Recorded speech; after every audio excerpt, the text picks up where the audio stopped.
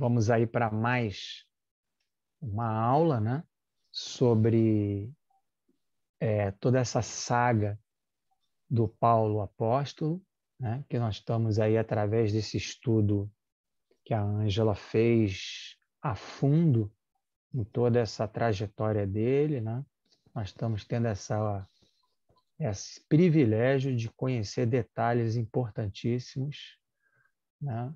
Então, nós estamos indo para a terceira, né, Rafael? Para a terceira aula, quarta, né?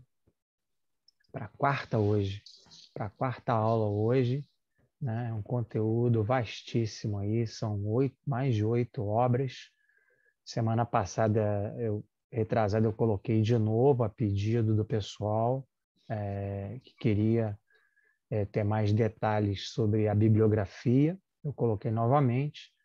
E se alguém precisar, eu posso colocar outra vez. É só me colocar lá no grupo da AME Petrópolis, tá? Então, estou passando aí a palavra para a Ângela e vamos estudar. Né? Vamos conhecer. Boa noite a todos.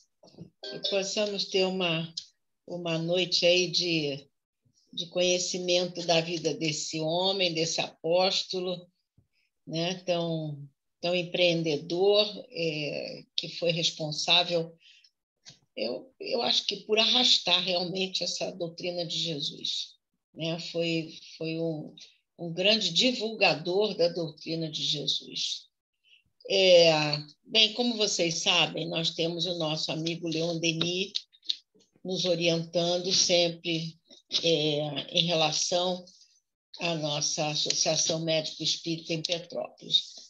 E eu coletei no livro dele, um dos livros dele, O Mundo Invisível e a Guerra, que é um dos livros muito bons do Denis.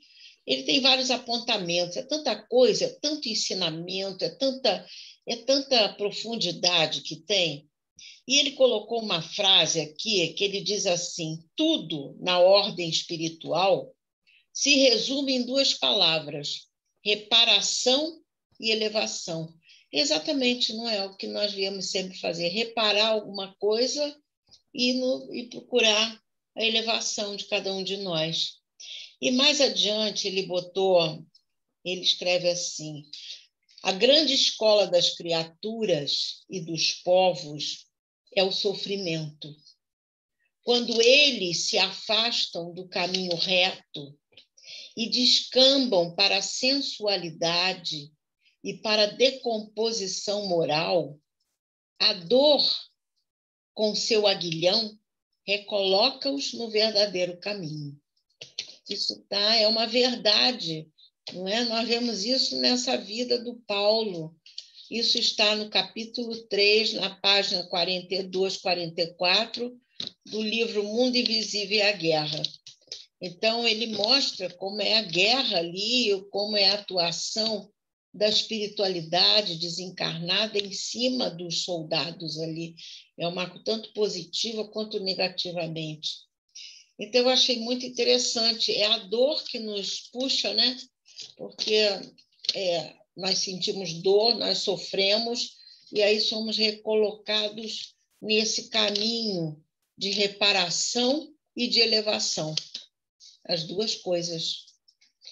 Eu acho fantástico, eu tiro muita coisa dele. Ele é um filósofo para mim, é um filósofo. Bem, vamos lá, Marco.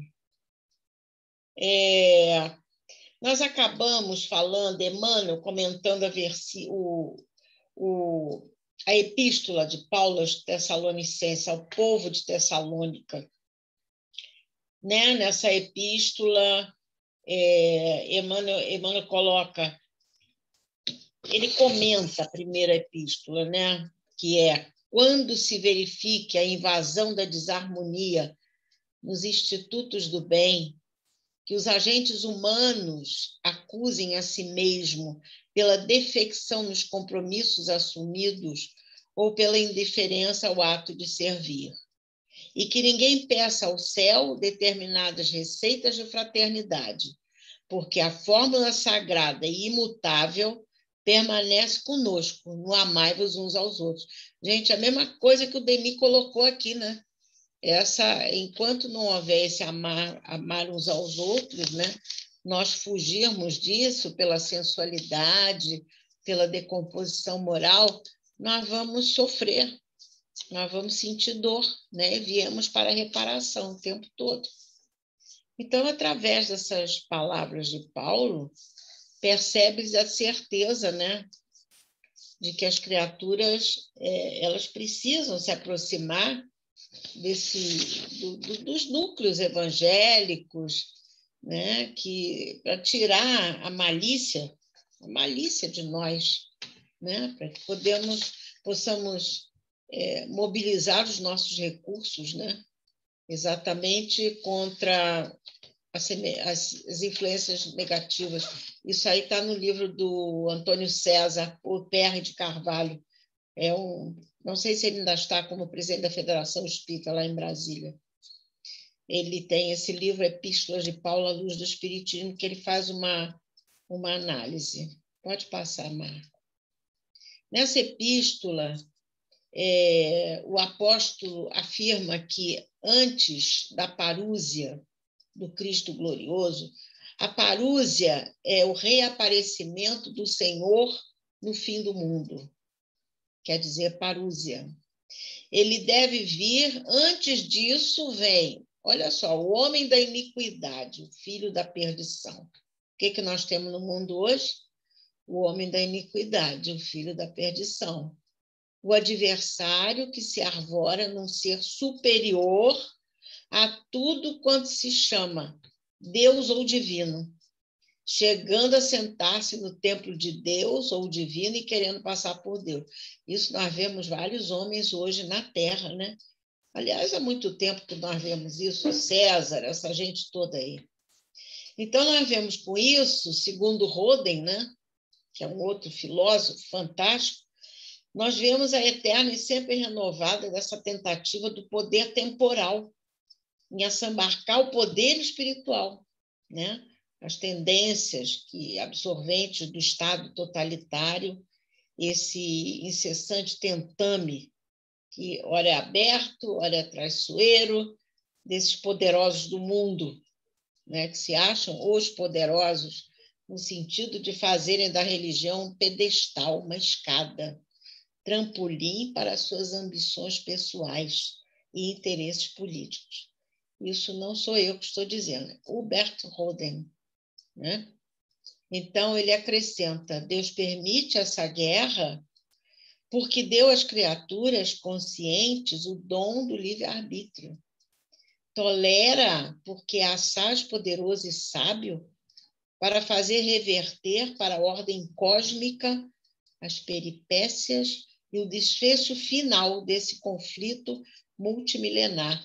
Nossa, cada século a gente vê isso. Cada século nós estamos vendo isso aí tudo. É gente querendo tomar o poder, querendo fazer... Nossa Senhora, que tristeza. Vamos lá. Paulo, então, vai para Éfeso, a cidade de Éfeso. E aí tem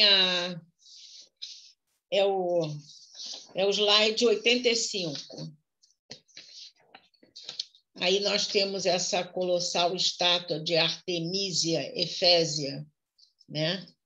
E chegando lá, o Paulo ouviu dos cristãos joaneses que, na sua ausência, estiveram em Éfeso e partiram para Corinto.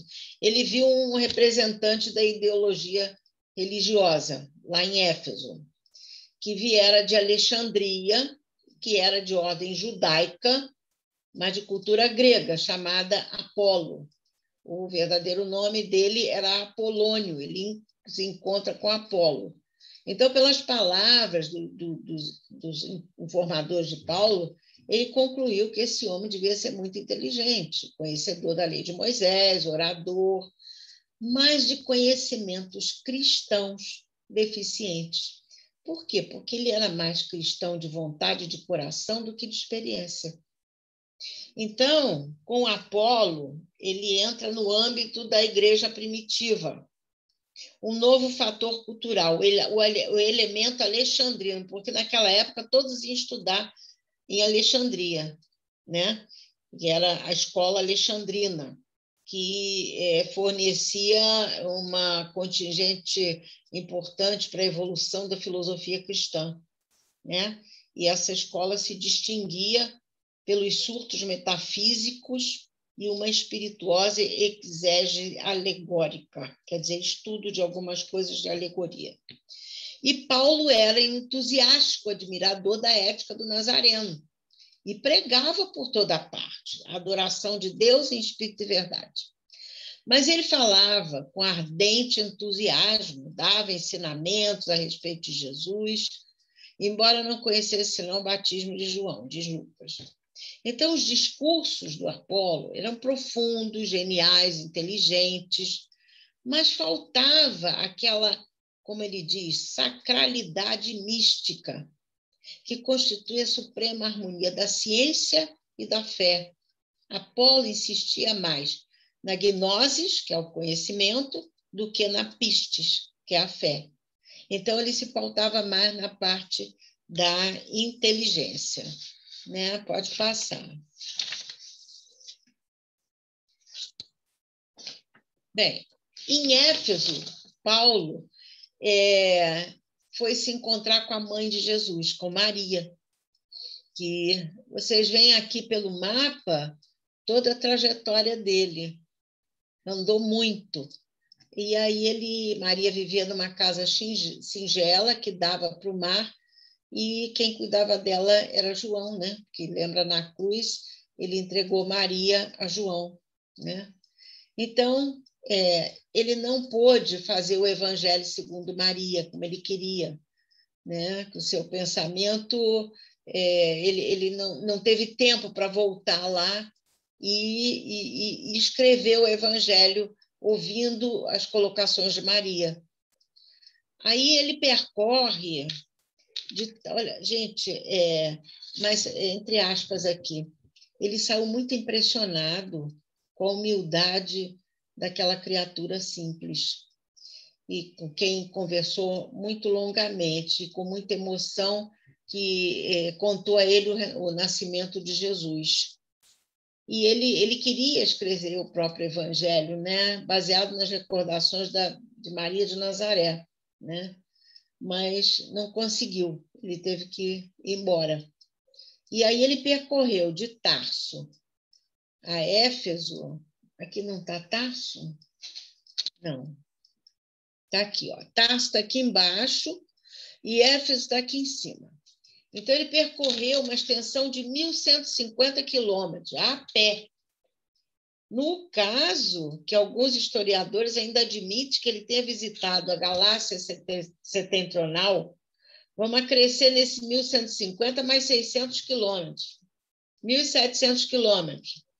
Então, na antiguidade, a viagem diária de um pedestre era orçada em média de 25 quilômetros, e a do Correio Imperial em 37 quilômetros por dia, de maneira que Paulo teria levado para esses 1.700 quilômetros cerca de 68 dias, mais as digressões e viagens laterais, vejam só. No fim, ele andou horrores. E aí o Roden acrescenta mais, eu achei muito interessante, que ele diz: o homem só é verdadeiramente grande quando animado de um ideal superior a ele mesmo. Só isto lhe merece a admiração de seus semelhantes e a imortalidade através dos séculos. É isso mesmo, tem que ter muita garra para fazer o que ele fez. Pode passar. E aí nós vamos ver mais adiante a epístola dele aos Romanos. Nessa epístola, 15 séculos depois, Lutero encontraria os alicerces da doutrina fundamental do protestantismo, que era a justificação pela fé. Então, olha só, Paulo, ele reuniu os amigos e expôs-lhes o plano que ele queria visitar Roma. Mas o inverno tinha começado, então ele estava esperando uma estação mais amena para poder ir a Roma. né? Porque era uma viagem, mas ele queria ir até o coração do império. Timóteo precisava regressar nesse momento a Tessalônica, pois a avó dele, que eu falei a vocês, que era a Lóide, morreu, e Eunice, que era a mãe, precisava da presença dele. Então, quem ia acompanhar Paulo seria Aristarco. Sópatros, que era o outro amigo, tinha problemas em Bereia. Caio estava de partida no dia seguinte para Derbe. Cada um tinha que ir para um lugar. E os outros precisavam ir a Éfeso, de onde se mudariam para Antioquia, onde haviam nascido. Então, cada um queria ir para um lugar. Então, o apóstolo faz ver que o homem desajustado de Deus, diz Roden, pelas obras legais ou rituais, só pode reajustar-se pela fé. É a justificação pela fé, que Lutero batia nisso também. Então, a epístola de Paulo aos Romanos, ela pode ser considerada como um tratado profundo de autorrealização, pela conscientização de Deus no homem. E aí, o que aconteceu? Não tinha ninguém para ir, só tinham 2 que foram com ele para Roma. Silas, né, que iria de qualquer modo para onde fosse, e Lucas, que era o médico, que até o momento estava calado, mas resolveu acompanhar o amigo. Era o que bastava a Paulo. Então, iniciou os preparativos para ir a Roma. Bom, mas nisso, a situação em Jerusalém era desesperadora. E tinha uma perseguição do Sinédrio muito grande. Pedro fora banido de Roma, de Jerusalém. Tiago sentia-se insuficiente. Tiago era meio tinhosozinho para as lutas e ataques que surgiam de todos os lados. Então, o problema era o mesmo. A pregação cristã esvaziava as sinagogas, por isso que eles se rebelavam, né? Tiravam o povo da sinagoga. O Sinédrio queria um entendimento pessoal com Paulo. Tiago pedia a Paulo que não abandonasse a igreja naquele momento difícil, pois temia sucumbir antes de ver a calma restabelecida. Tiago, que era tão seguro, que era considerado um dos cabeças, estava com medo de sucumbir. Bom, então o que aconteceu? No versículo, pode passar, 22, 23 desse capítulo, Paulo diz: vejam que agora eu, encadeado em espírito, me dirijo a Jerusalém, sem saber o que ali me sucederá. Somente sei que em cada cidade me assegura o Espírito Santo que me aguarda em prisões e tribulações. Paulo guardava de Tiago uma lembrança de uma rigidez doutrinária muito grande. Era um homem muito frio e distante. Como é que agora ele queria a ajuda de Paulo? Então, Paulo ficou preocupado com isso. Se ia, porque estava vendo que era um campo minado que ele ia. Então, ele rezou, pediu em prece e abriu lá o evangelho e caiu no concilia-te depressa com teu adversário. O que ele fez? Ele foi. Mas havia um clima de hostilidade que predominava nos setores religiosos daquela cidade. Então, a viagem de Paulo foi feita a pé, visitando ele todos os núcleos cristãos fundados ao longo do caminho. E, ao se encontrar com Tiago, ele percebeu que o Tiago tinha mudado, estava mais envelhecido, cansado e doente, estava mais brando. Bom, aí o que aconteceu? Paulo, lembra que eu disse em cada cidade qual era aquele roteiro que ele fazia? Em cada sábado ele ia ao templo falar. Então, ele causou sensação indo ao templo, comportando-se fiel, um compromisso de não pôr em risco a existência da igreja ameaçada. Porém, surgiram discussões entre os fariseus, sempre prontos às disputas estéreis. E no último dia, consta no versículo 27, o ódio represado desatou-se em Jerusalém. Pode passar. Paulo foi agarrado para o pátio, onde 20 anos antes ele próprio tinha presidido o apedrejamento de Estevão. foi amarrado ao tronco e apedrejado. Então, somente agora, atado ao ponto posto do sacrifício, ele compreendia a extensão do sofrimento que o fanatismo e a ignorância causavam ao mundo. Isso nos conta Emmanuel. O pátio, o ambiente, era o mesmo do trágico dia da morte de Estevão.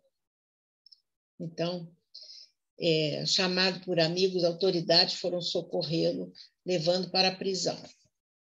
Mas mesmo na prisão, os soldados rudes foi novamente atado ao tronco para novo suplício. Aí é que ele resolve invocar a sua condição de cidadão romano, que era proibido castigar qualquer cidadão romano sem julgá-lo antes. Ele invoca a situação dele de romano.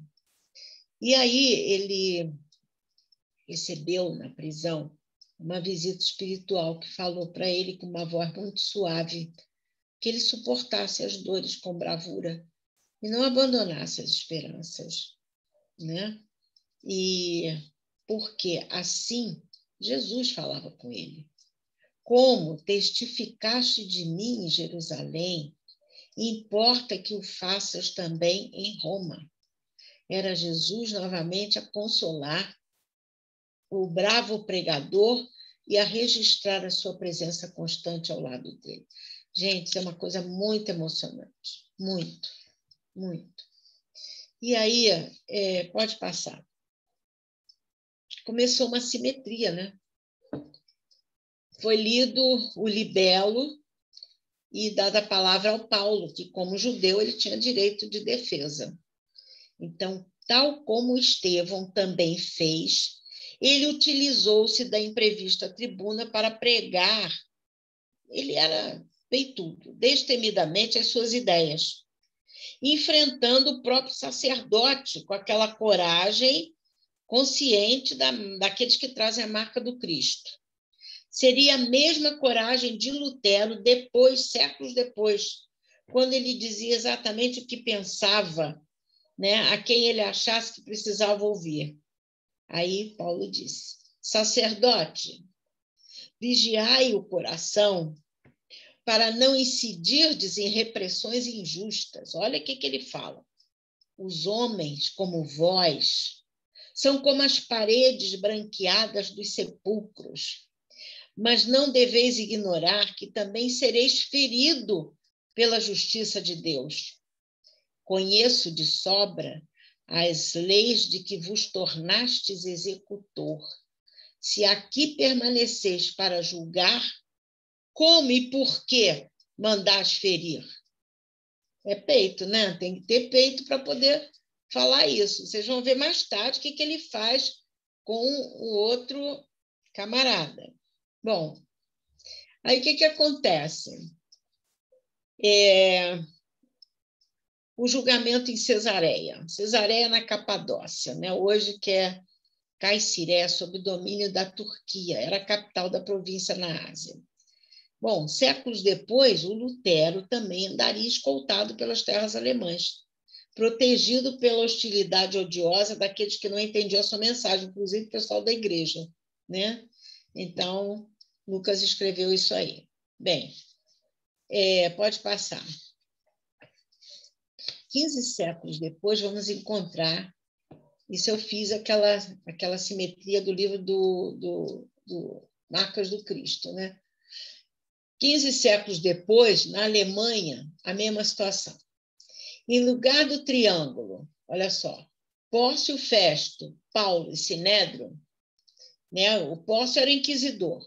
Nós vemos um triângulo, Lutero, Frederico, o Sábio e Roma. O Hermínio de Miranda, ele faz essa ligação da reencarnação de cada um deles.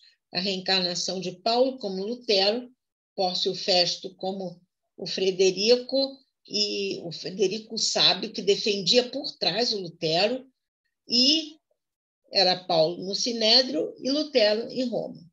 Em Lutero, tinha o mesmo ímpeto e a mesma convicção de Paulo. Mesma coisa.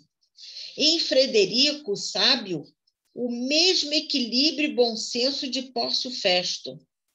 Em Roma, o mesmo interesse em sufocar, entre aspas, a heresia no nascedouro, porque as igrejas estavam se esvaziando, o sinédrio estava se esvaziando, o templo estava se esvaziando.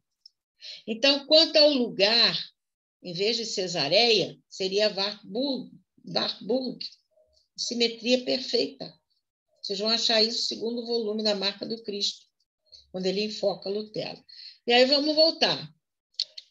Aí Paulo estava diante de Agripa, estava preso, e ele teve ordem de comparecer à sala de audiência, que chamava Herodeion, e acorrentado ele deixa a fortaleza.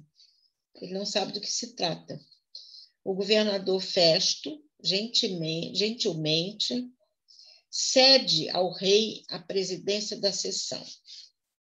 Gente, trata-se não de uma sessão do tribunal, mas de uma interessante reunião social, dada a celebridade do orador. Então, ficou isso uma sensação imensa para todos. Então, no meio do silêncio, da expectativa, entra na sala luxuosa Paulo, trajando velha e surrada túnica, e com a mão direita presa ao soldado que o acompanhava. Todos em silêncio, o momento é solene. Dois mundos diametralmente opostos se encontram face a face, né? O paganismo, em toda a vacuidade das suas pompas, por entre o cintilar das espadas e o farfalhar das sedas, e o cristianismo, em toda a plenitude de sua esquálida pobreza, preso, acorrentado, ridicularizado, o evangelho no banco dos réus. Aí Agripa diz a Paulo: tens permissão de falar em tua defesa. Pode passar. Gente, na antiguidade, existia, em sinal de afirmação solene e grave, o orador costumava estender os 3 dedos médios, assim, que eram os dedos do juramento, encolhendo o polegar e o mínimo. É assim que vamos imaginar o apóstolo decisivo na sua oração. Ele estendia os 3 dedos. Tá? Então, nesse lance aí, improvisou Paulo a mais estupenda apologia do cristianismo que já proferiu em todos os tempos. Foi convidado a falar na sua defesa, ele se esquece da sua situação e tece. Gente, é uma coisa assim fantástica. Ele tece, ele se esquece e coloca em face do Império Romano, né, uma genial defesa do Cristo e do Evangelho. Numa arrojada, apóstrofe coloca o rei diante deste gravíssimo dilema. Olha o que ele fala para ele. Rei Agripa, crês nos profetas? A interpelação direta perturbou o rei Herodes II, que era da Palestina setentrional, que jamais vira tamanha audácia e autoridade moral. Somente, olha só, Lutero, milênio e meio depois, teria essa temeridade de enfrentar qualquer outra autoridade temporal. Enfrentava. Então, Paulo deu algum tempo ao rei, que estava confuso, e, como ele não conseguisse falar, ele respondeu por ele: sei que credes. Agripa não fala nada. Ficou preso naquelas malhas férreas de uma lógica, né? que ficou aborrecido com aquilo. Ele crer nos profetas é crer no Cristo, alvo dos vaticínios dele. Então, Agripa sente em si a luta de 2 eus adversos.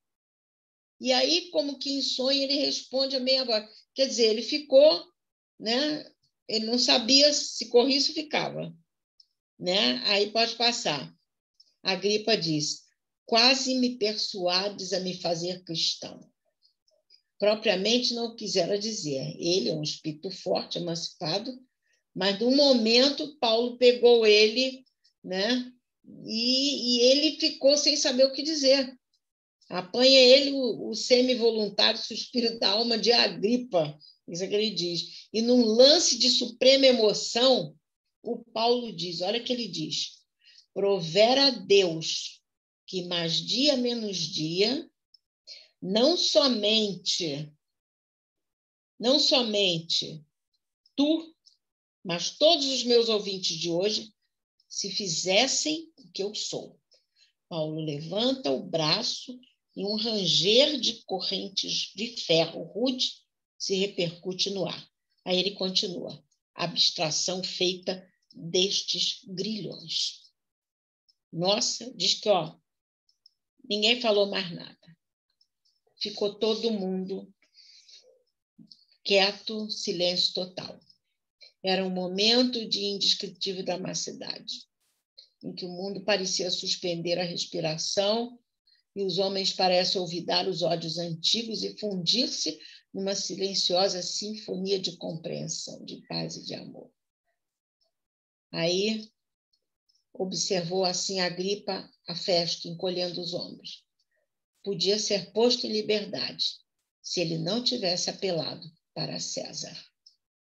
Em seguida, o governador elaborou a carta para ser exibida à Suprema Corte em Roma. Olha aqui, precisa peito, né? Para fazer isso. Em seguida, e ele continuou preso. Vamos embora, o outro. Aí, Paulo, vai ser levado, então, a Roma, porque ele pediu para ir a César. Mas aí, nesse tempo todo, né, em fins de setembro, Paulo é transportado e o encarregado desse transporte chamava-se Júlio, comandante do destacamento da Polícia Imperial. Embarcaram num veleiro com destino a Adramítio, na Misa, onde tinha esperança de encontrar uma embarcação para ir para Roma. Então, Júlio tratava Paulo com muita humanidade, quase até com uma reverência. E, graças a Júlio, eles tiveram permissão para embarcar alguns de seus amigos, Lucas, Timóteo e Aristarco. Mas os navios daquela época eram aqueles veleiros de madeira que, por falta de bússola, se guiavam pelos astros, né? E ficavam muito na proximidade do litoral. Então, o navio foi costeando a Ásia Menor, rumo norte, até o porto de Mira, na Lícia. Mas os ventos foram desfavoráveis e, antes de dobrarem o cabo de Matapã, eles foram envolvidos por um violento vendaval. E aí, a cada investida, amigos, dos elementos, eles achavam que iam morrer. Dias e dias sem ver o céu e a cerração espessa, ninguém conseguia se orientar. Numa dessas noites horríveis, ele conseguiu dormir e teve uma visão. Ele viu diante de si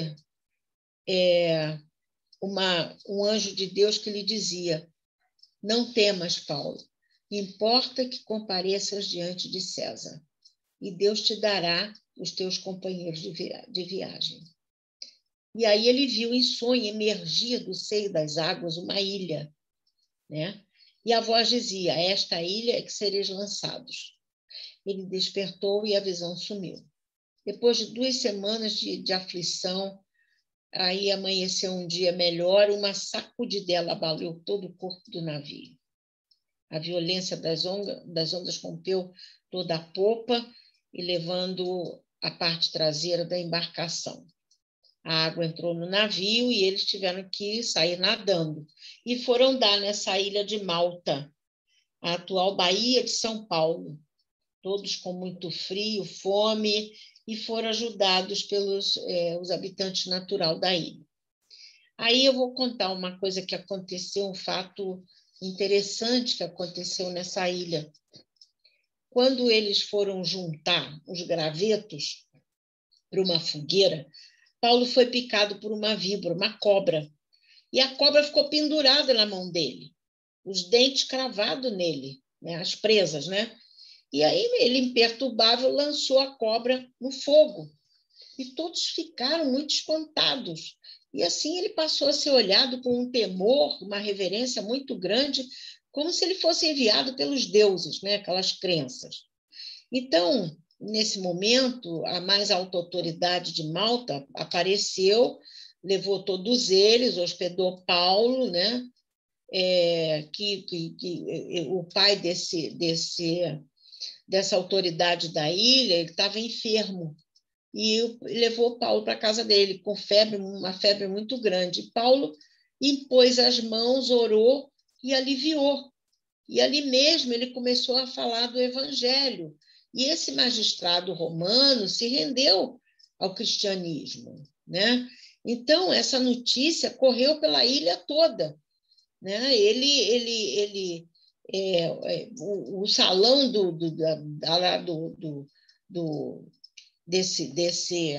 dessa autoridade se encheu com muita gente, Paulo falando do evangelho, levando cura e consolação a centenas de pessoas. Então, durante os meses de inverno que eles ficaram lá, ele formou uma comunidade, a comunidade cresceu e se firmou, ficou plantada ali mais uma comunidade cristã, né? Isso que aconteceu. Agora, pode passar. Então, depois disso, Paulo segue para Roma com Júlio. E há 3 anos, desde o ano 61, que os discípulos do Evangelho estavam morrendo nas arenas do circo, né? Por seguirem Jesus. Paulo chega, então, a Alba Longa, a origem de Roma, que era a tradição ali, né? Era a origem de Roma. Ali, deixa eu ver que eu me perdi. Ali o novo contingente de cavaleiros esperava ele para levá-lo, né? E mais centenas de mulheres e crianças também aguardavam ele com muita emoção. Estava no 7º ano do reinado de Nero. Figura de Nero. Então, o que aconteceu? Entremeando aqui, após a chegada a Roma de Paulo, Paulo chegou em Roma. Lucas, Timóteo e Aristarco separaram-se dele e foram procurar os irmãos de fé para poder ter onde dormir, né? E para também poder trabalhar no tear e ter como ganhar dinheiro. Paulo foi para a prisão. Até que fosse examinada a documentação dele, ficou ali por uma semana, mas tendo contato com os companheiros. Depois de 7 dias, ele teve a permissão de morar nas proximidades ali do cárcere, num modesto aposento que é alugado na Via Nomentana. Então, mas ele ficaria nesse aposento, com o guarda tomando conta, mas ele tinha que ir todo dia, diariamente, às grades do calabouço para pegar a comida, para pegar a ração dele. E aí ele aproveitava também nesse momento para falar com aqueles encarcerados, né? Aquelas vítimas ali de tudo. Então, muitos se converteram, né? E ele tornou-se célebre no Evangelho, o caso de Onésimo, citado num bilhete de Paulo, Filemão, de quem era escravo. Bom, aí Roma, mesmo por sua fama, era uma cidade desagradável e insalubre, pela estreiteza de suas ruas, falta de circulação, odores fétidos, constantes incêndios, jogavam tudo, né, nas ruas, né? As cheias do rio Tibre também eram comuns e formavam epidemias, né? Então, se ele quisesse sair à noite, ele tinha que ser acorrentado pelo pulso a um soldado, que o seguia por toda parte. E ele ficou assim durante 2 anos, mas trabalhando na seara de Jesus, né? Enquanto o seu recurso ao imperador ficou esquecido pelos juízes. E ele ficou assim 2 anos. E nos versículos aí, 30 e 31, assim conclui o encantador texto de Lucas. Lucas escreveu o seguinte: e Paulo ficou 2 anos inteiros na sua própria habitação que alugara, e recebia tantos quantos vinham vê-lo, pregando o reino de Deus e ensinando com toda a liberdade as coisas pertencentes ao Senhor Jesus Cristo, sem impedimento algum. Quer dizer, a situação dele não ia reverter se não acontecesse agora um fato novo a ele, né? Pode passar. Apareceu certo dia, no aposento do advogado dos gentios, trazido por um legionário, uma figura de relevo e grande importância política, que tinha perdido a visão repentinamente. Era Cássio Domício, que, ao voltar a ver por interferência de Paulo, prostou-se no chão agradecido, abraçando a nova fé na qual foi carinhosamente instruído pelo apóstolo. Então, como testemunho da sua gratidão, né, ele afirmou que se utilizaria de toda a influência de que ele dispunha para levar o processo de Paulo a termo, de modo a favorecer o Paulo, né, tentando dar uma solução para a semana seguinte. Então, o que aconteceu? Poucos dias depois, Paulo foi chamado a depor. Os magistrados, ante a inconsistência das acusações e o interesse de Acácio, né, eles deram os mais favoráveis pareceres a Paulo. Então, essa vitória inicial, o romano mobilizou sua influência junto ao imperador, inclusive na sua favorita, que era Popéia Sabina, que era amante do Nero, para obter, finalmente, no prazo previsto, a absolvição imperial do prisioneiro. A alegria foi imensa, ele foi libertado. Paulo foi libertado. Então, no ano 60, esse historiador, Daniel Hobbes, que é um grande historiador, no ano 60 não existia a ideia de uma perseguição do Império Romano movida contra os cristãos. Não existia isso. Aos olhos da polícia, estes constituíam uma pequena seita oriental, entre outras, contanto que se mantivesse sossegado, sem amolar ninguém, sem perturbar. Isso Daniel Hobbes que diz, né? Bom, aí Paulo entra, pode passar, em liberdade, né? Livre, ele foi visitar as pequenas comunidades, as igrejas domésticas, ocupava seu tempo em orientá-las, organizá-las, era como se fossem filhos dele, né? Ele levou um mês, depois decidiu ir à Espanha, que ele estava mesmo querendo, né? Mesmo contrariando os pedidos de ficar em Roma. Bom, vamos voltar à simetria com Lutero, de Hermínio de Miranda. Lutero empreendeu, do mesmo jeito que Paulo, pregando a multidão. Como Paulo recorreu ao mesmo esquema, dirigindo-se às comunidades, enviando epístolas, no mesmo gênio, o Lutero fez a mesma coisa. Ele enviava as epístolas aos pregadores e servidores do Evangelho e a todos os cristãos de Erfurt. Martim Lutero, eclesiástico, quer dizer enviado de Deus. Ele usou da mesma comunicação, através de epístolas, e ele buscava sempre a orientação em Paulo, né? Voltando a Paulo. Então, na véspera da partida de Paulo, ele recebeu uma carta de Simão Pedro, subscrita em Corinto, onde o antigo pescador fala da sua intenção de exilar-se entre os irmãos de Roma, esperando ser útil a Paulo. Assim, Paulo resolveu suspender sua viagem e queria se preparar para receber Pedro e sua família em Roma, né? Mas aí, pode passar. Emmanuel nos coloca o seguinte, a impressão de Emmanuel naquela época. Os últimos conselheiros honestos do imperador, porque era tudo desonesto, todos maus, né? Estavam desaparecendo. Roma assombrava-se com a enorme quantidade de crimes que se repetiam diariamente.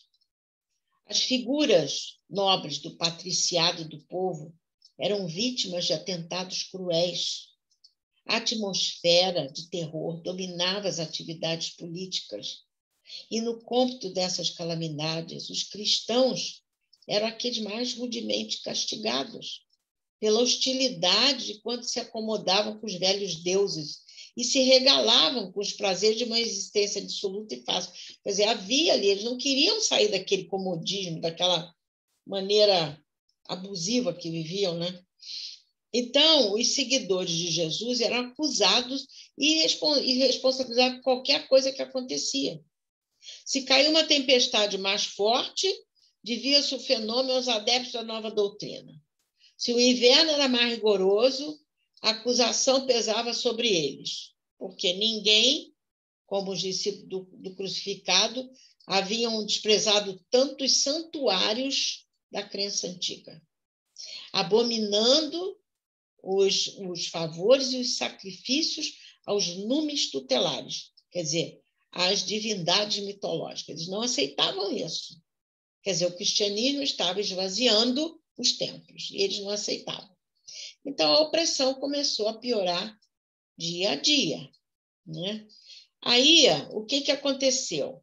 A partir do reinado de Cláudio, espalhavam-se lendas torpes a respeito das práticas cristãs. A fantasia do povo, ávido de distribuição de trigo nas grandes festas de circo, imaginava situações inexistentes, gerando conceitos extravagantes e absurdos em relação aos crentes do Evangelho. Então, desde o ano 58, os cristãos de ânimo aguerrido eram levados ao circo como escravos revolucionários ou como rebeldes. Então, olha que coisa horrível. E aí, essa opressão foi piorando, como coloca Emmanuel. Os romanos, mais ou menos ilustres pelo nome ou pela situação financeira, que simpatizavam com a doutrina do Cristo, ficavam fora desses vexames públicos. Mas os pobres, os operários, os filhos da plebe, eram levados ao martírio, às centenas. Bom, aí, dentro dessas notícias trazidas por Simão Pedro, destacava-se o martírio de Tiago. Tiago foi lapidado em Jerusalém por ordem do sumo sacerdote Anás II, filho daquele Anás que havia desempenhado o principal papel no drama do Calvário. Era o Caifás e o Anás. Não sei se vocês estão lembrados disso. Pode passar. Aí Paulo vai à Espanha. Esse relato eu peguei do livro do Rui Kremer, Um Homem em Cristo. Alguém quer falar alguma coisa? Olha que coisa, que trajetória complicada, né? Então, o que acontece? Paulo partiu de Roma em direção às Gálias, levando em sua companhia Lucas, Timóteo e Demas. Na Espanha, ele passou por Barcelona, passou por Valência, Ilha de Majorca. E engraçado que ele diz que não ficou nada registrado na Espanha da passagem dele, né? E na província de Tarragona, que na época chamava Dertosa. Enquanto isso, em Roma, a situação ia piorando. O cruel Tigelino, que era o terrível prefeito dos pretonianos, ele fazia todos os demandos por ordem do imperador. Então, afinizava-se com o imperador nos seus desatinos, né, suas loucuras. Ele era um inimigo acérrimo da nova fé. E os cristãos passaram a encontrar nele um impiedoso inimigo, um terrível inimigo. Um dia em que João falava à comunidade, os esbirros de Tigelino, quer dizer, os acéfalos dele, o prenderam, sem aceitar qualquer explicação, mas não sem antes de maltratá-lo. João e dezenas de companheiros foram jogados nos porões imundos dos cárceres do Esquilino. Pedro ficou desolado. Tentou mobilizar relações com prestígio, mas não conseguiu. Então, ficaram muito preocupados, porque Paulo estava em Tortosa, fazendo as suas atividades, né? Mas já limitado, porque ele já estava mais velho. E chegou a Paulo a notícia da prisão de João. E aí Paulo retornou a Roma. E o que Paulo fez? Olha só, entre aspas agora. Ele pediu uma entrevista com Popéia Sabrina, que, embora inimiga dos cristãos, por suas ligações com o judaísmo, mas ela era impressionada com a figura do Paulo apóstolo e a eloquência do Paulo. Ela admirava ele e prometeu atender Paulo, tomando providência para soltar João, afirmando que em 3 dias o prisioneiro estaria libertado. E realmente cumpriu. Então, muitos amigos de Paulo criticaram ele por ele ter pedido ela de uma vida libertina, né?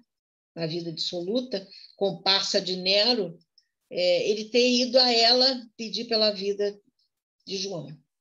Então, solto, João foi solto, pode passar. E Paulo sugeriu que ele embarcasse para a Ásia. E aí João foi. Continuavam aquelas edificações espirituais dos apóstolos, quando em 16 de julho, todos nós já soubemos desse fato, Roma foi sacudida por um trágico acontecimento. Um incêndio imenso que durou 3 dias. Bom, e aí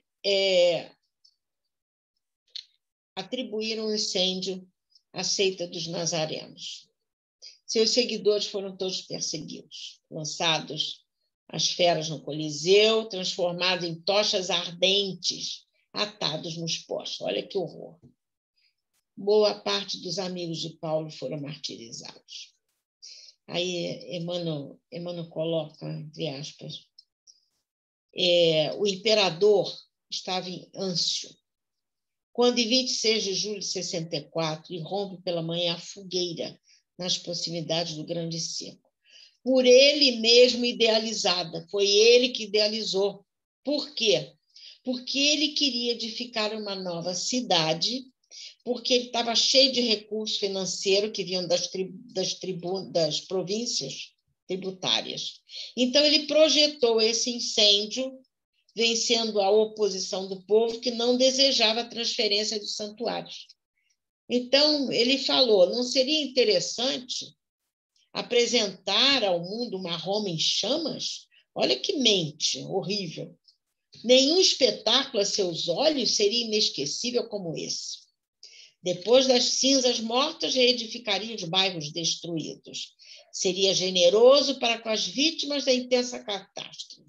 E ele passaria a história do império como um administrador magnânimo e amigo dos súditos sofredores. Olha que mente do mal, né? Bom, só que ele não pôde prever a extensão da tragédia, e ele veio assistir, né?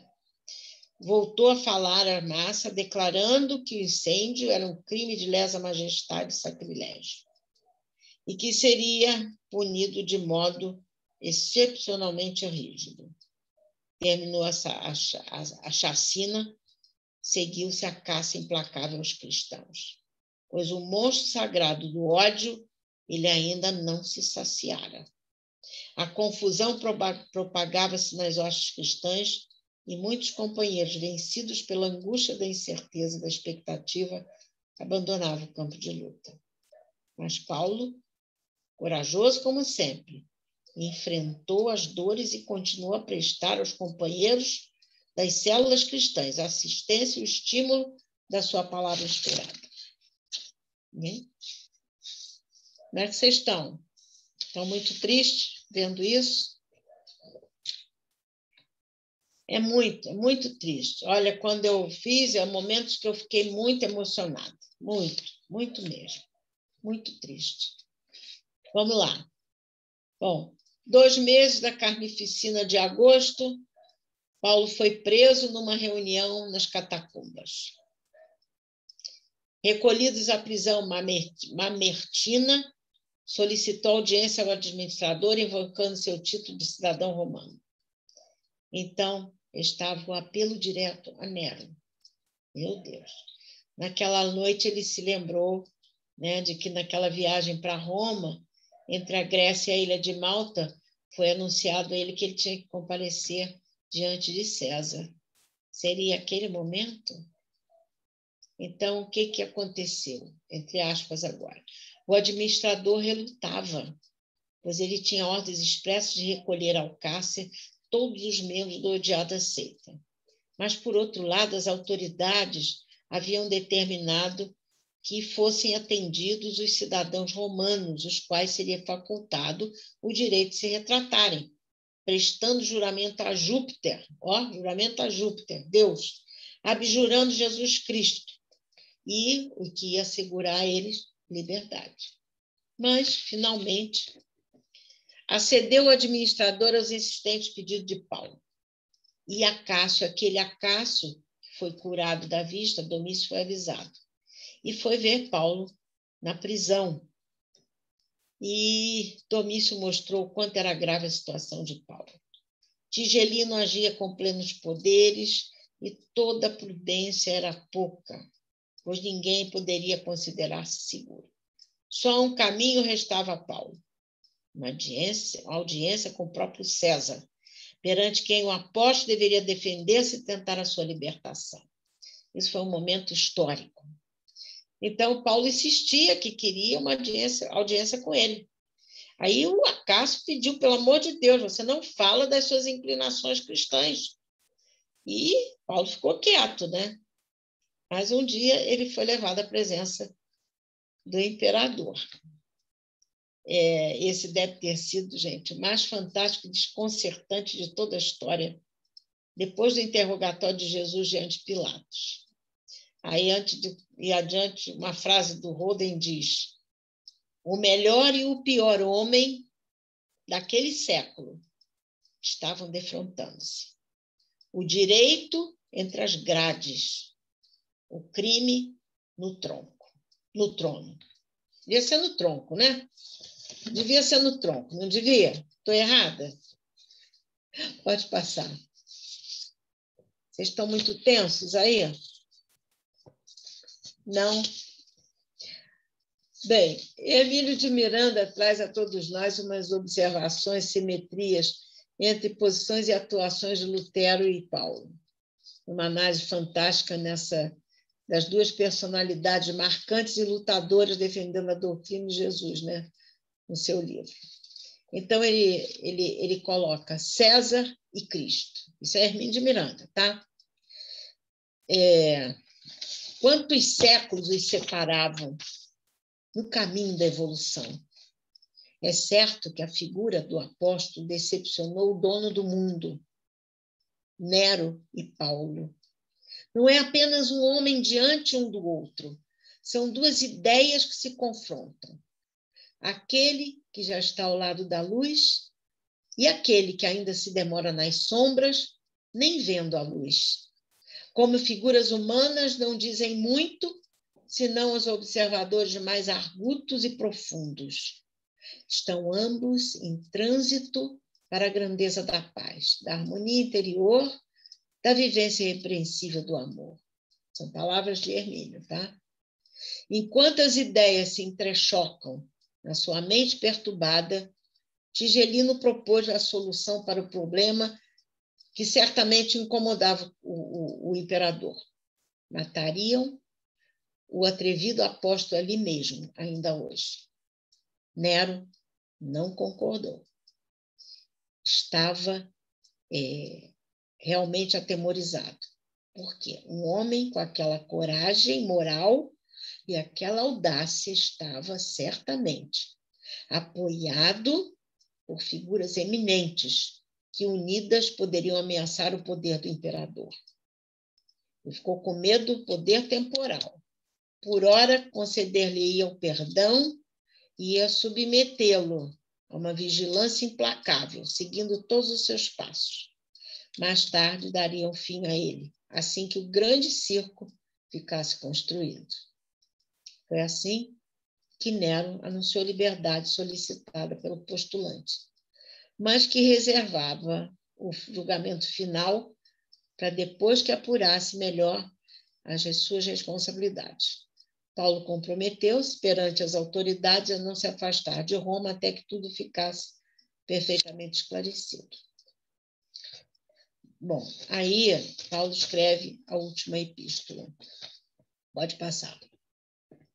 Paulo passou por dias muito difíceis. Sua saúde estava abalada, ele não conseguia mais fazer quase nada com esforço físico.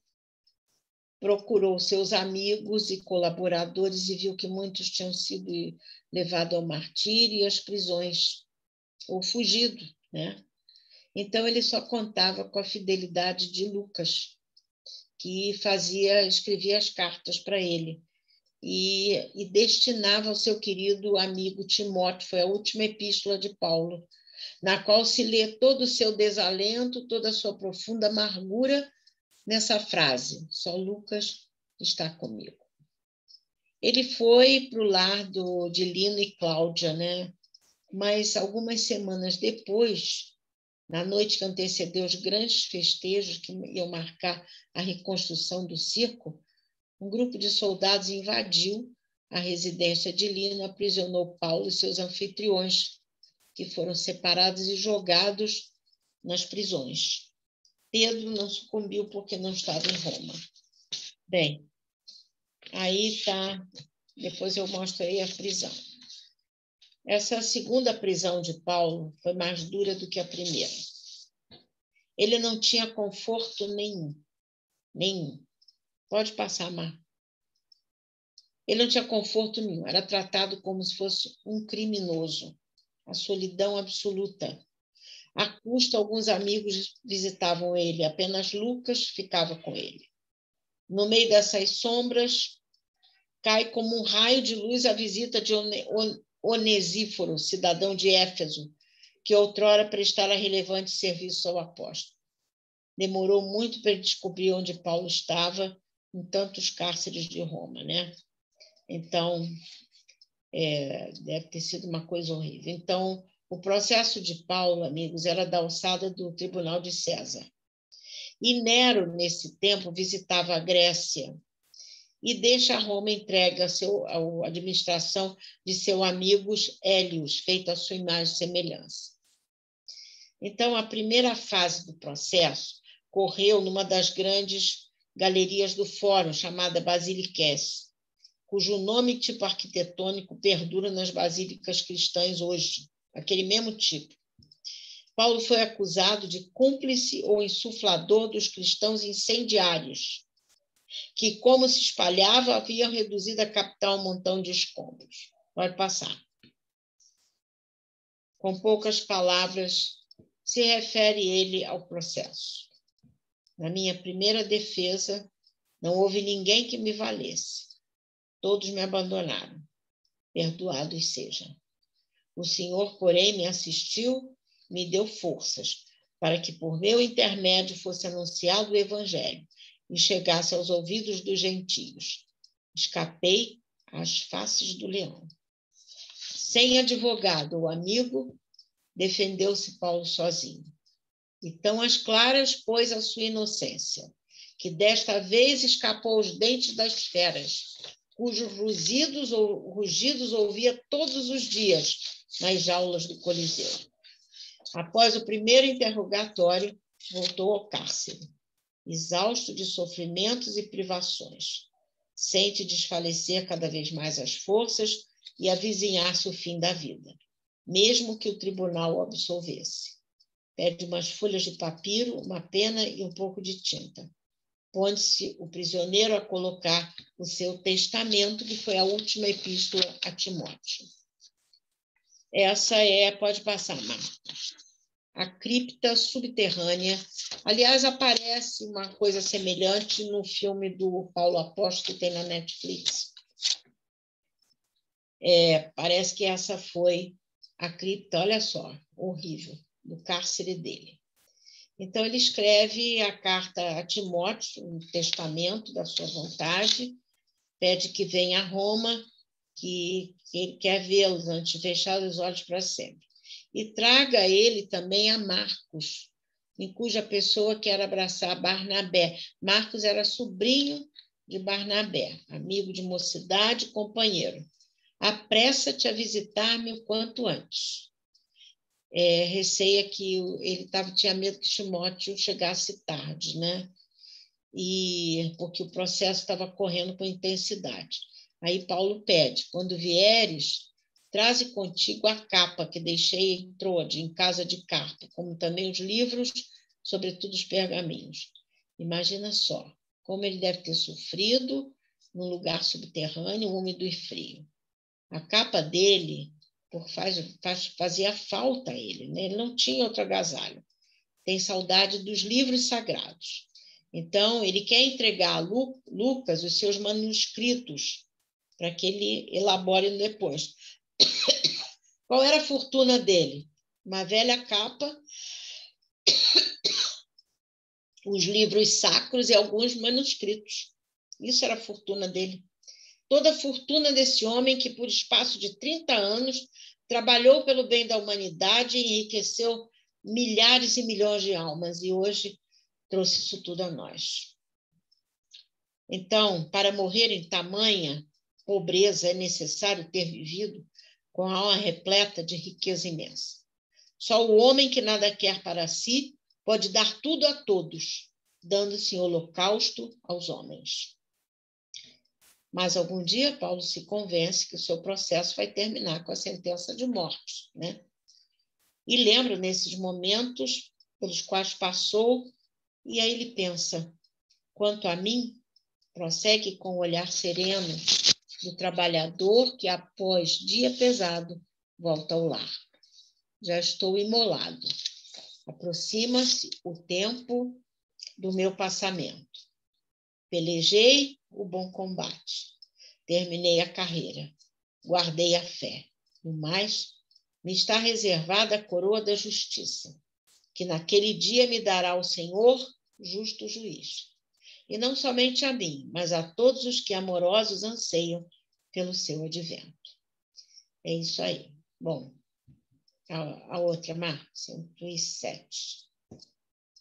No meados do ano 67, correu a segunda fase do processo de Paulo. Novamente, ele comparece às barras do tribunal para ouvir a sentença de morte. Face a face encontram-se dois homens, Paulo e Nero, o melhor e o pior do século. A virtude em algemas e o vício sob o trono. Sabe que a morte é o último inimigo, que ele conhece, aliás, de longa data. Quantas vezes não se viu o apóstolo diante, né, de face a face com a morte? Quantas vezes não lhe sentiu hálito letal? Contemplou-lhe a caveira sem olhos, ouviu-lhe o ranger dos ossos descarnados. Bom, aí tá. Não sei se dá para continuar. Tem alguém que perguntar alguma coisa? É triste isso, não é? É muito triste. Ninguém quer acrescentar nada?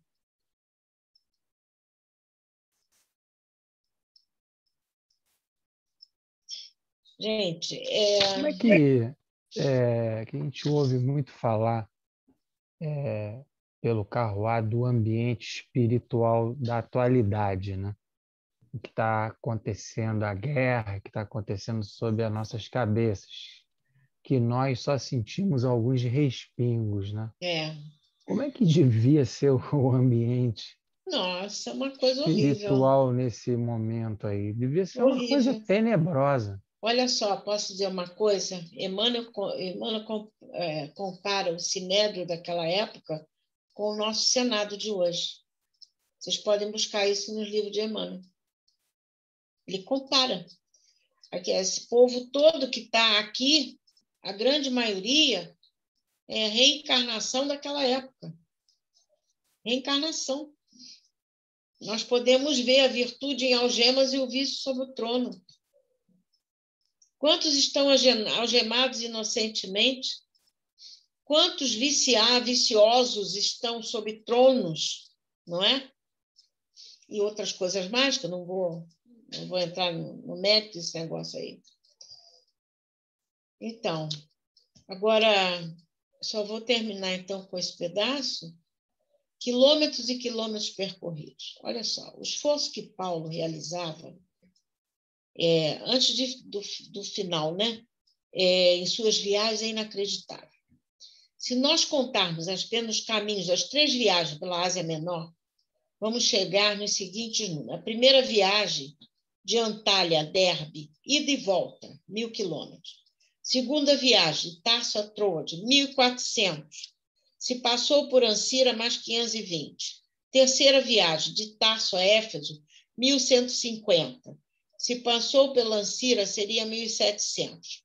Há que se considerar os caminhos acessórios, os percursos vicinais que fez assim aos montes, contando por baixo, apenas na Ásia Menor, cerca de 4.000 quilômetros que ele percorreu. E ele dizia que tinha dado murros em seu corpo e o dominava como um escravo. É uma coisa assim impressionante. E eu botei outra coisa aí.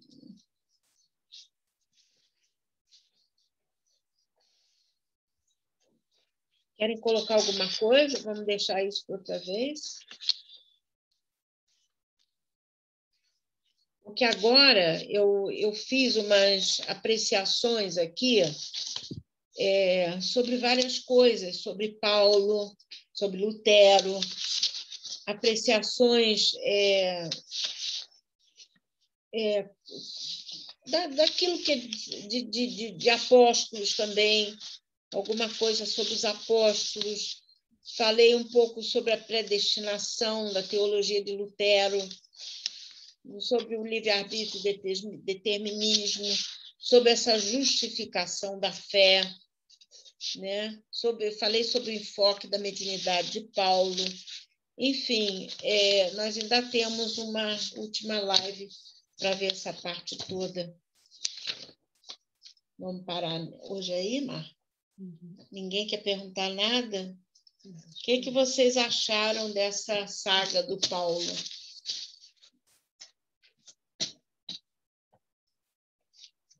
O que acharam dessa saga? Triste, não é? Triste, mas você vê que é um homem de muita coragem, de muita fé. É aquilo que eu falei, ele usa o poder da fé, da coragem, para manipular as células do seu corpo. Eu, quando fiz isso, muita coisa eu não botei aqui. Nossa, eu chorei muito, tá? Primeiro, eu fiquei muito aborrecida com ele, quando ele deixa lapidar o Estevão. Briguei muito. Mas eu acho que Hermínio de Miranda, depois nós vamos ver isso, Hermínio de Miranda acha que ele, como médium que era, ele estava sendo obsidiado, tal aquela raiva que ele tinha de perseguir Jesus. Ele acha que ele podia estar sendo obsidiado, como foi Lutero também. Lutero foi tremendamente obsidiado quando estava recluso. Ele via coisas, ele via os inimigos, ele via cenas horrorosas. Então, por isso é que ele compara o Lutero a Paulo, faz essa simetria muito interessante. Os obsessores de Lutero eram os obsessores de Paulo, os que ele deixou em Roma, os que eram aqueles que estavam sob domínio de César, né? De Nero. Então, há uma simetria muito interessante nisso aí. Alguém já leu os livros? Alguém leu Marcas do Cristo? Alguém leu um desses livros já, que nós colocamos? Eu estou lendo, eu já li e estou relendo do Perry, né? Do As Perry. Perry, né? O Perry são epístolas só. Isso. E são Alguém mais leu? são Ninguém leu? comentadas pelo Emmanuel, né? Tem vários comentários do Emmanuel. Alguém mais leu? Ninguém? Pois é, amigos. São histórias bonitas, sofridas, mas acho que nós nós precisamos tomar conhecimento dessa profundidade dessa atuação, né? Temos mais uma live sobre Paulo, sobre os comentários que eu fiz aqui. Alguém gostaria de falar alguma coisa? Marco. Marco.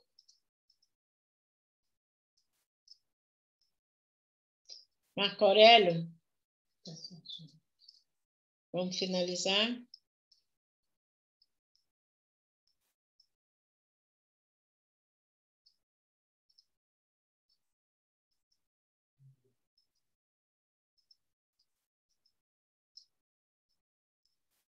Vamos finalizar? Vamos sim, só um minutinho para eu colocar a Ave Maria para a prece. Teve uma perguntinha aqui, Ângela. Fala. Pensar que um homem como ele pode ter sofrido obsidiação nos traz um alerta do orar e vigiar constante para cuidarmos da nossa vibração. É isso mesmo. Vem lá da Gilda. Por quê? Porque ele mexeu em instituição milenária, ele mexeu, ele incomodou. Ninguém queria sair daquela libertinagem, era uma vergonha aquilo ali. Ele incomodou. Era um sistema todo que funcionava, né? E ele estava tirando corrupto, e que ele estava tirando adeptos, né? Estava esvaziando com tudo. Então estava incomodando pra caramba. Pois é, todo mundo que incomoda sofre, né? É aquilo que é falado da verdade, né? Quem fala a verdade e mostra as falhas e tudo, não é bem aceito, né? Agora, o que passa a mãozinha na cabeça, quando bajula, que elogia. a luz desponta, a sombra quer invadir. É isso aí. Não é? Então, podemos acabar, finalizar? Podemos. Eu vou colocar aqui. Você faz a prece? Eu faço. Esse dia que eu faço sempre essa live do Paulo, eu sinto uma atuação muito forte também, gente. Muito forte em mim. Atuação difícil, porque nós estamos falando de uma figura ímpar do cristianismo, né? Uma figura que trouxe muita luz, muita verdade para todos nós. Então, desde de manhã, eu também sofro muita pressão, né? Mesmo parando toda hora, fazendo oração a Jesus, porque a gente incomoda, né? Porque estamos abrindo um leque, mostrando a vida desse grande divulgador, né? Como o Lutero foi o reformador, Paulo foi o divulgador. Então, tudo isso incomoda, né? Então, na próxima terça, eu espero que vocês pensem bastante em mim, com bastante luz, para nós podermos encerrar esse tema, porque realmente é um tema, é uma coisa bonita, é uma vida bonita, e que eu acredito que muitos não tenham tido oportunidade de conhecer assim mais em profundidade, porque o livro do Emmanuel, ele conta realmente Paulo e Estevão, muita coisa, mas há pedaços aqui que eu botei, e tem, se vocês forem buscar nos livros, tem muito mais que eu tive que passar. Então, isso nos traz muito esclarecimento e tirar o chapéu para esse espírito, não é? Onde quer que ele esteja, nós temos que tirar o chapéu para ele. Sem dúvida. Né? Então, eu só quero agradecer a Jesus, que hoje me ajudou a chegar até esse momento, para ilustrar a vida desse grande apóstolo do cristianismo. Cada um de nós possa ter apreendido e visto essa luta intensa e realmente entender que é preciso sacrifício e luta, coragem, força, para nós trazermos mais próximo a nós a figura do Mestre Jesus. Que ele possa estar com cada um de vocês e que essa luz imensa que ele nos envia através também dos seus mensageiros possa irradiar pelos seus lares. Que cada um de nós, hoje, mais próximo a esse entendimento profundo, possamos realmente seguir como ovelhas do seu rebanho. Obrigado, Mestre, pelo dia de hoje, pela força que tu me trouxeste e por estar aqui também, abrindo a nossa alma a um conhecimento universal, como universalista foi e é esse apóstolo dos gentios. Obrigado, Senhor, por esses momentos. Obrigado, amigos. Fiquem em paz até terça-feira, ou melhor, até amanhã. Né? Obrigado, Ângela. Nada. Uma boa noite para todos aí e até amanhã. Amanhã.